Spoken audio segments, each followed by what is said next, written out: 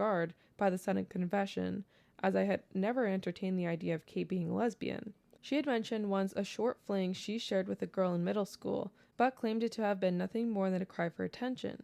We joked about this here and there, but I never thought she could have been lying.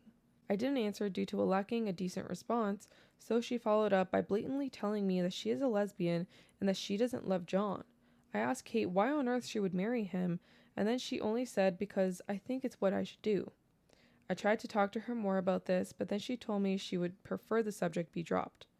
At this point, I was counting down the hours to my flight home the next morning. After hearing John would be joining us for dinner, I was even more eager to get away. After meeting up with him, and the three of us began walking into the restaurant, only for me to catch John's hands veering dangerously close to my butt. I shifted away, and he moved very quickly in an attempt to grab it. Luckily, I managed to jump to the side, leaving him with only his fingertips brushing my skirt. I told him to watch his fucking hands, and he just laughed again and made some kind of comment on my appearance and the fact that he couldn't help it. Dinner couldn't have gone by slower. I sat there hardly saying a word and wondering if I should just try and get a hotel for the evening.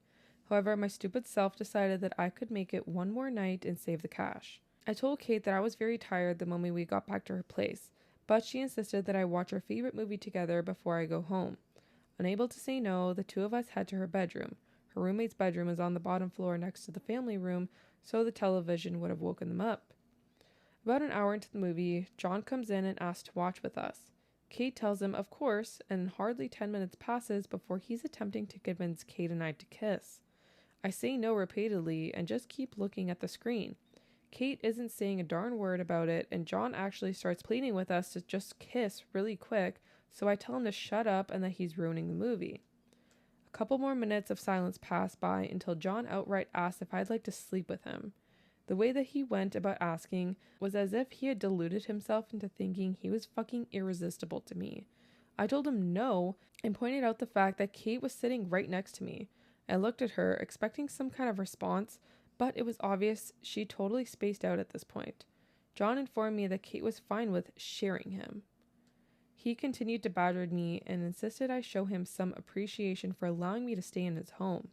I looked at Kate and asked her, "How the fuck are you okay with this?" She looked as if she was unable to hear me, staring straight ahead with dull eyes. I got up to leave, only for John to attempt to block the door. Mind you, I'm 5 foot tall and 100 pounds, being physically blocked by a very large man. I tell John firmly to move, only for him to once again say that I owe him.